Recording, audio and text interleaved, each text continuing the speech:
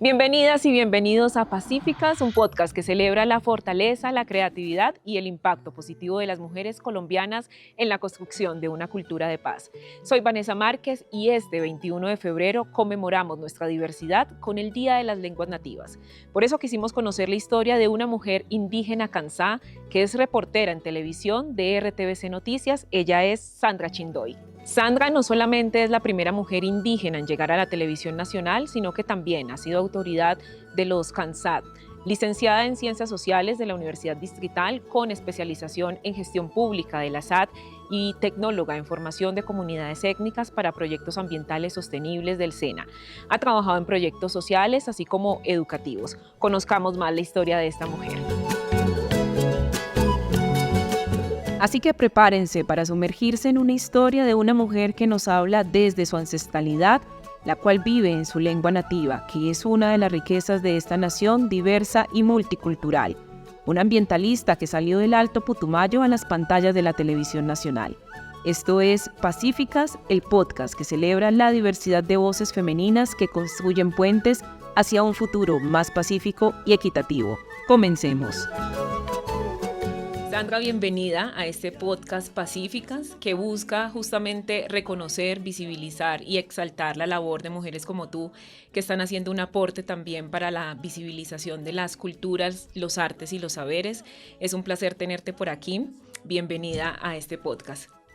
No, gracias a ti, gracias por la invitación y aquí con todo el cariño para colaborar en lo que me sea posible. Gracias. Muchísimas gracias. Bueno, Sandra, vamos a empezar esta conversación. Quería desde hace mucho tiempo, te lo confieso, hablar contigo porque en mis recuerdos nunca había visto en la televisión colombiana a una presentadora indígena. Tú representas justamente a las comunidades del pueblo kansá.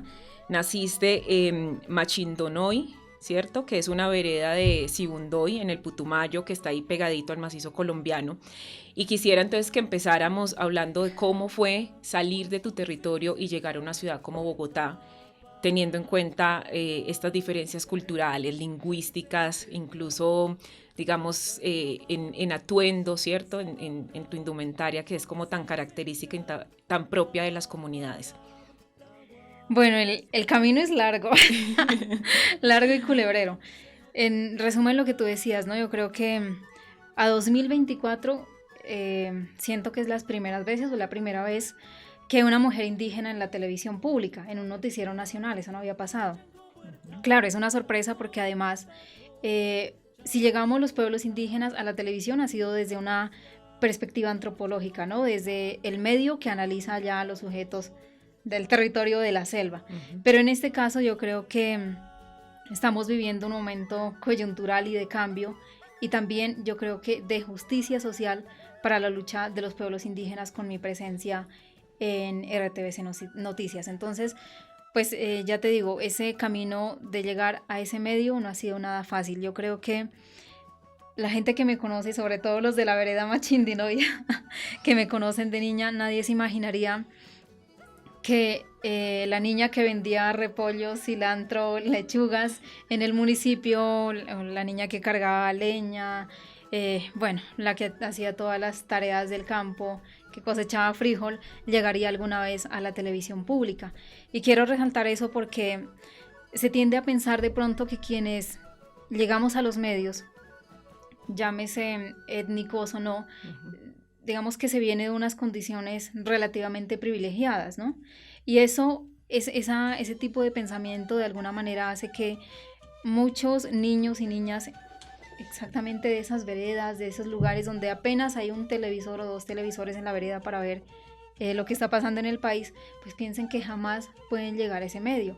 Y realmente sí, yo creo que soy un ejemplo de eso. Mi mamá, una mujer artesana, mi papá, un agricultor, mototaxista que ha trabajado como reciclador. Bueno, en fin, es una historia bastante interesante, compleja, de muchas necesidades, muchas carencias, violencia, incluso violencia intrafamiliar, y de ese lugar es de donde yo vengo.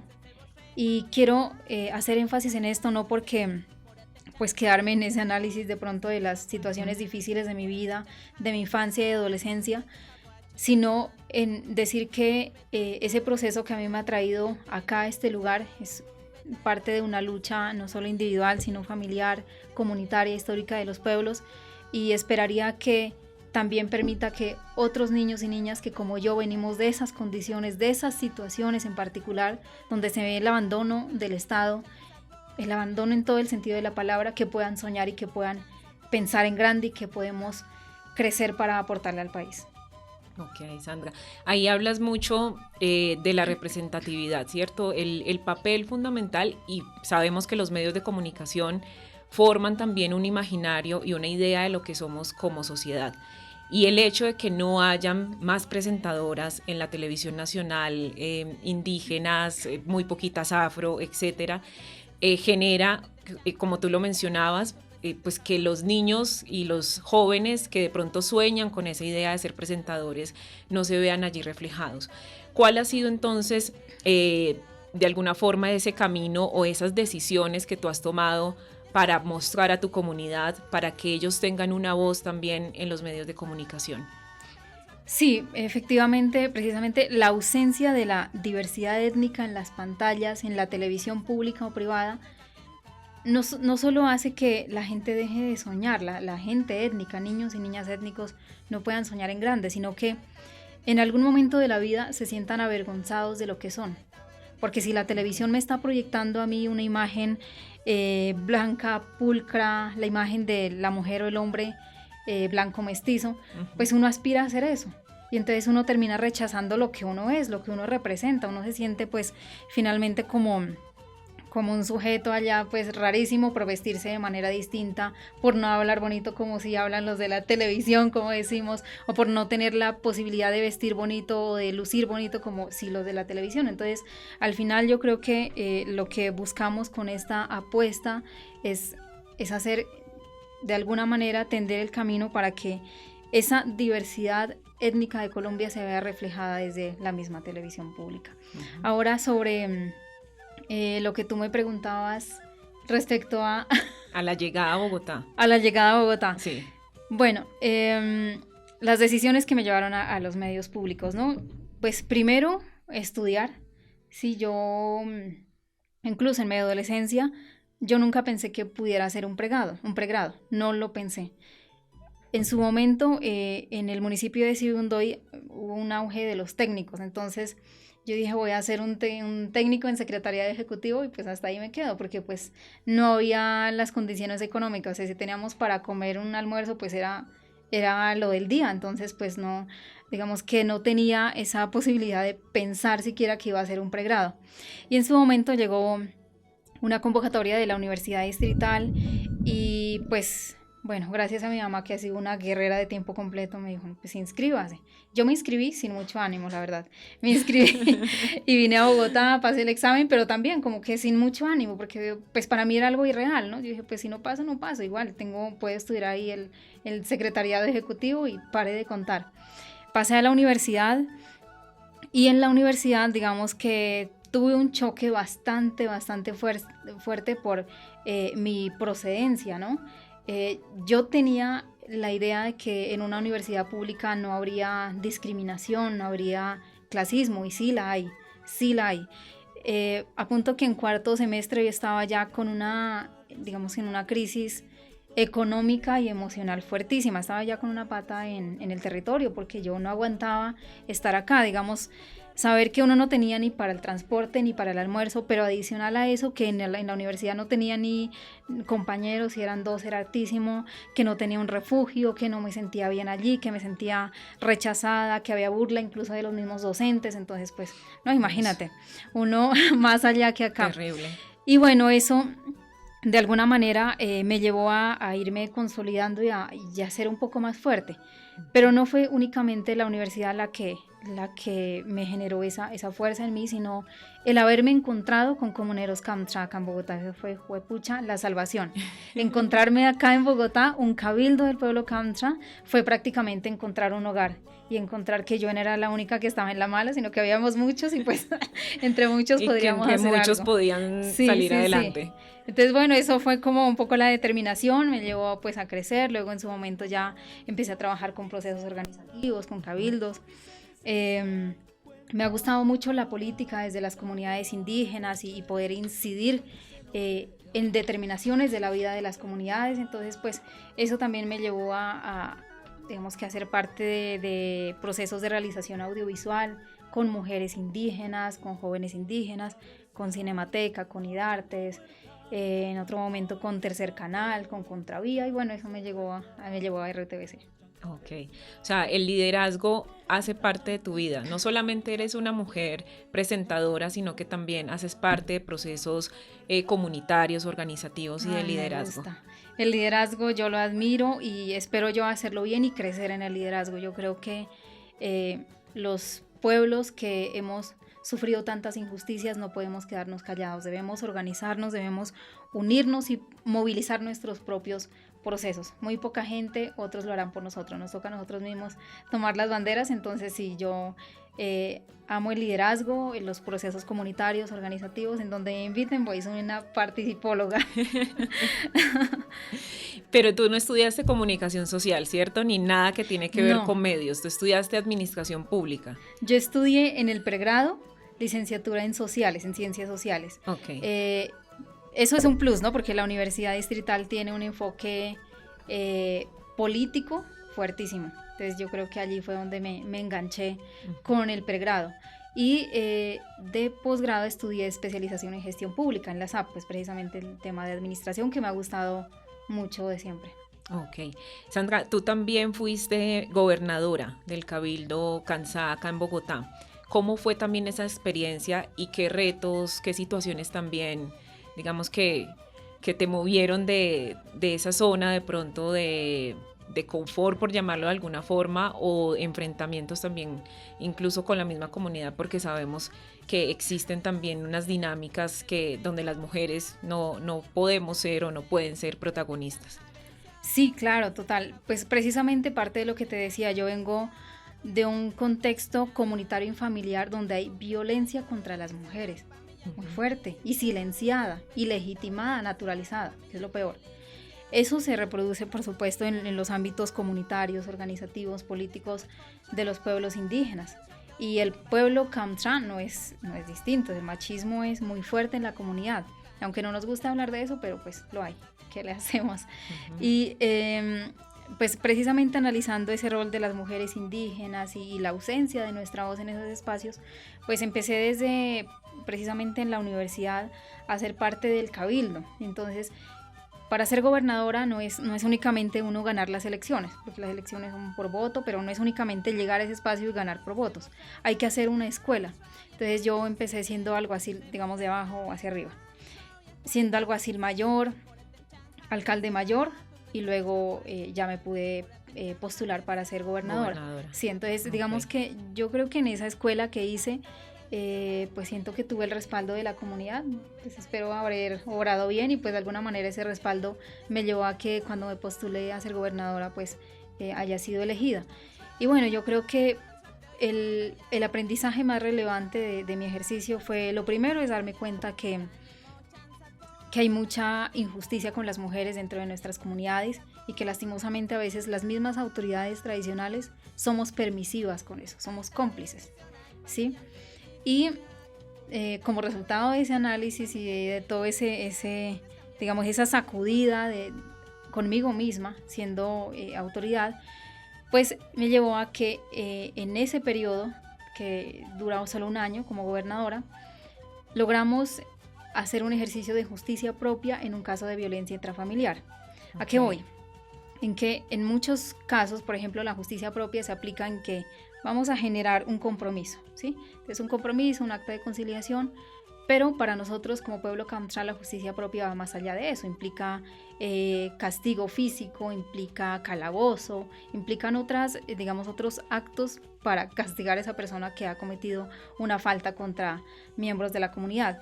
Y en mi gobierno fue la primera vez que desarrollamos justicia propia a partir del castigo por un caso de violencia intrafamiliar contra pues, unas personas de un núcleo de la comunidad Kamtrán. Ok. Siguiendo en esta línea de las dinámicas propias de la comunidad, el Ministerio de las Culturas, las Artes y los Saberes esta semana hizo la entrega de una casa cultural y de los saberes allá en Sibundoy, ¿cierto? Pero también tuvimos la oportunidad de conocer el tema del Carnaval del Perdón y toda esta fiesta que se da como celebración del nuevo año. Cuéntanos un poco sobre eso y cómo ese Carnaval del Perdón también se liga o se une a esas maneras y esas formas propias de pensamiento y de vida de la comunidad. Sí, el Buzknate, digamos, acá le han llamado Carnaval del Perdón, pero realmente es el día grande, es el inicio de Año Nuevo y se hace en un momento especial, es cuando inicia la época de siembra. Entonces, por eso para nosotros es tan importante hacer esta ceremonia, digamos, en agradecimiento a la Madre Tierra por darnos la vida, por darnos la salud. Y el carnaval o Buzknate, Día Grande, para nosotros es muy importante porque al final es el único día, creo yo, que nos encontramos como comunidad, con tranquilidad, con armonía. Pero además hay algo muy importante y es que uno de los rituales de esa ceremonia de Año Nuevo es el ritual del perdón. ¿Por qué es tan importante el perdón? Porque muchas veces nosotros hacemos daños, a veces sin intenciones siquiera. Una palabra, una acción, pues genera malestar en la otra persona. Y cuando nos vamos guardando todos esos malestares, esas cosas, pues puede llevar a problemas entre familias, entre veredas, entre autoridades, ¿sí? Entonces por eso para nosotros es tan fundamental que iniciemos el año con el perdón. Y ese perdón tiene que ver con también nuestra base de pensamiento. En nuestra filosofía decimos en lengua, ¿no? Kam trayentra, kam trayentra, kam travia. Kam trayentra quiere decir persona kamtra. Kamtravia, hablante de lengua Kamtrai con pensamiento propio. Entonces, digamos que esa combinación entre la identidad, la lengua y el pensamiento propio, pues nos conduce a eso, a siempre buscar la armonía, no solo entre nosotros como seres humanos, sino también con la madre naturaleza que nos dio la vida y pues debemos estar bien con ella. Qué bonito. Yo creo que ese también es una cosmogonía muy importante que nos habla de la cultura de paz, ¿no? Estamos en el ministerio también, uno de las líneas y de los programas es la cultura de paz.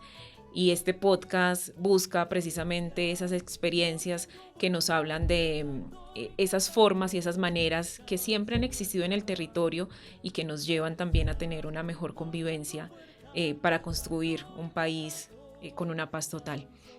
Lo necesitamos caminar hacia la paz, por favor. Vamos con el tema de la celebración de las lenguas nativas, ¿sí? El 21 de febrero se conmemora el Día de las Lenguas Nativas. Tú siempre en tus informes hablas en tu lengua nativa, empiezas un saludo en tu lengua nativa. ¿Y cuál es la importancia al momento de hoy, en este siglo, donde todo el mundo quiere aprender inglés, francés, otros idiomas, el conservar la lengua propia? Pues es clave. Sí, efectivamente en todos mis pasos en el noticiero saludo en lengua Kamtra. Pero no solo eso, cuando he realizado notas con compañeros, autoridades indígenas de otros pueblos, también busco que ellos puedan darnos un mensaje, unas palabras en su propia lengua, porque ya es hora que Colombia deje de satanizar las lenguas propias, las lenguas indígenas, que dejen de espantarse porque ese es el territorio en el que habitamos. Colombia es un territorio indígena, Latinoamérica es un territorio indígena, estamos pisando ese territorio y no puede ser que llega a un foro una persona y saluda en lengua y no, pues, ¿cómo así? ¿Qué le está pasando, no? Entonces, yo creo que ya es importante que de verdad sanemos esas cicatrices de la colonización y empecemos a valorar un poco más de lo que hacemos. Y como te decía hace un momento, en la medida en que nosotros vayamos generando esas otras dinámicas de comunicación desde la televisión pública, pues ojalá también podamos hacer que esos jóvenes, esos adultos, esos niños que nos ven en la televisión y que vean a una persona saludando en lengua, pues que se sientan orgullosos de lo que son. Y digan, bueno, si esa muchacha no se sienta avergonzada de decir en televisión Nahuatl Yescambiam, entonces pues yo también puedo decirlo así, en mi colegio, en la universidad, en mi espacio de trabajo. Queremos pues aportarle y no solo a que la gente valore su propia lengua, sino que las personas tengan dignidad de representarse a sí mismos como indígenas, como afro, como raizales, como palenqueros. ¿Y crees tú que el periodismo ayuda precisamente a ese fortalecimiento?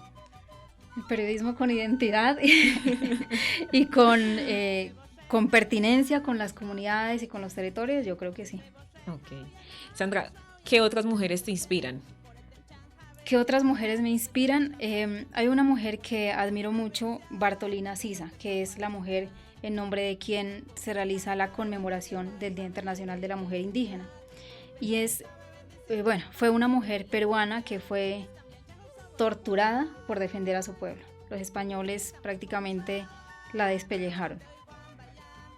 De esas historias, como ella en su momento hasta hoy, siguen habiendo muchas mujeres en diferentes formas que son perseguidas y violentadas por hablar por su pueblo, por hablar por su familia, por intentar proteger los territorios, por cuidar los ríos. Entonces yo creo que es importante que salgan a la luz esas narrativas y que pues de alguna forma nosotros podamos también, reconociendo esas historias, ser más responsables con lo que hacemos en nuestra cotidianidad. Bueno, y ya para finalizar, Sandra, ¿cómo seguir apostándole a esa visibilización de los pueblos indígenas con todas sus formas de pensamiento propias y que tengan o que sigan teniendo ese espacio en los medios de comunicación, no solamente públicos, sino también en medios de comunicación incluso privados? Bueno, pues hay muchas cosas por hacer, ¿no? Pero en principio diría yo, hace falta más presencia de voces indígenas en la televisión pública. Y no solo que aparezcan como el rostro y la diversidad que se ve en la ropa, sino que puedan proponer contenidos que puedan incidir en la línea editorial de un medio de comunicación, porque pues si llegamos a los medios solo por lucir diferente, pues estamos como no haciendo mucho. Entonces necesitamos más presencia incidente de los pueblos indígenas en los medios de comunicación y yo creo que también de los pueblos étnicos en general, porque hay una deuda con todos los pueblos. Y también siento que es importante que haya una preocupación de los medios de comunicación por escuchar las voces de los pueblos étnicos, que dejemos esa mirada centralista, antropológica, de contar la noticia desde lo que yo interpreto que está sucediendo con los pueblos indígenas o étnicos, sino que nosotros vayamos y escuchemos, hablemos, que ellos sean los que nos cuenten qué está pasando, ¿sí? Porque pues al final interpretar las realidades desde nuestra comodidad, de estar delante de una cámara, en un estudio, pues es tranquilo, pero las comunidades no tienen esa misma tranquilidad, entonces yo creo que sí es importante llegar allá y hablar con la gente y, insisto, de pronto salir un poco más de los centros de las ciudades para llegar a los territorios.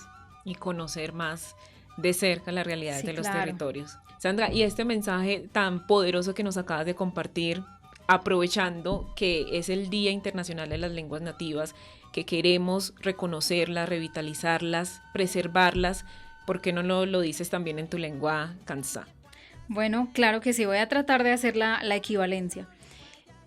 Aslupay, bungubets masanamaman, selokataita selokamach kabotaman bi saludok botamanañep machutenos bachena as cuantutenos bachenan. Aslupay.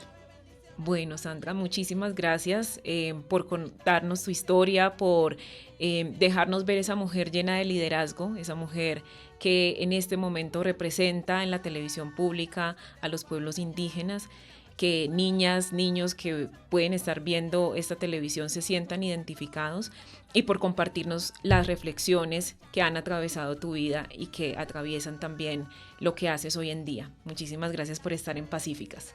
Ay, no, gracias a ti. Muy contenta de estar aquí, de poder pues un poco más hablar desde la tranquilidad, ¿no? Y poder contar pues qué es lo que queremos, de dónde venimos, para dónde vamos. Entonces, muchas gracias.